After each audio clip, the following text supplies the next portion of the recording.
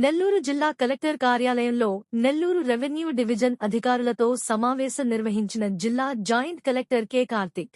Revenue డివిజన్లో ఏవేవైతే name corrections ఉన్నాయో అవన్నీ పంపించండి ఇమీడియట్లీ. ఏవైతే already assigned, previously eliminated, but అవన్నీ గవర్నమెంట్ ల్యాండ్ పెట్టేశారు.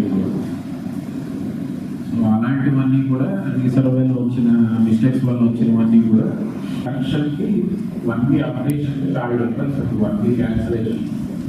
ఆల్రెడీ ఒక ఎల్పిఎంలో పర్సన్ ఉంటే అడంగల్ కరెక్షన్కి మీరు పంపిస్తున్న రిపోర్ట్కి 1 week క్యాన్సిలేషన్ పంపిస్తున్న రిపోర్ట్ చాలా వ్యత్యాసం ఉంటుంది.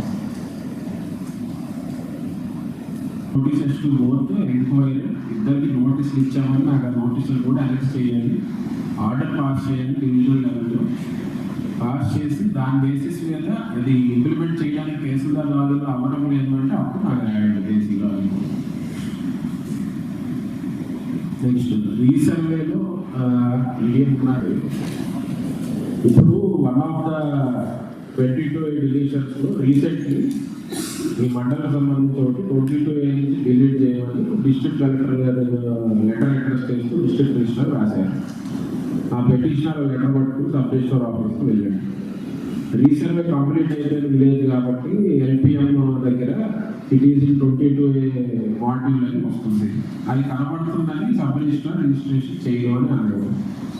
దీనికి మళ్ళీ తహసీల్దార్ లాగా మాడ్యూల్ ఉంది, ఆ మాడ్యూల్లో 22A లేయర్ డేటా ఎంట్రీ చేయాల్సి ఉంది. చేశారా? ఓపీఎస్ చూసారా?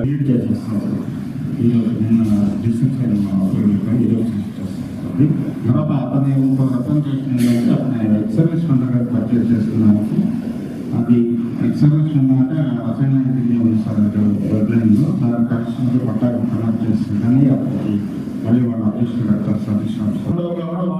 డెడ్లైన్ అప్డేట్స్ కూడా ఉన్నాం సార్ వాళ్ళకి. అది డెడ్లైన్ అప్డేషన్ సోమవారం కాబట్టి హౌసెస్ ఉన్నాయి సార్. అది కొంచెం ఎన్నో ప్రజావేదికగా అవ్వలేదు. ముద్దుకు చెప్పండి సార్. మాకు 1 month దొరికాయి సార్. దీంట్లో ఒక 117లో ఒక 3 మాత్రం పెండింగ్ ఉన్నాయి సార్. 114 డిస్పోజ్ చేసేది సార్. ఈ 114 కూడా హౌస్ సైడ్ వైస్ కాదు చేసేవాళ్ళు.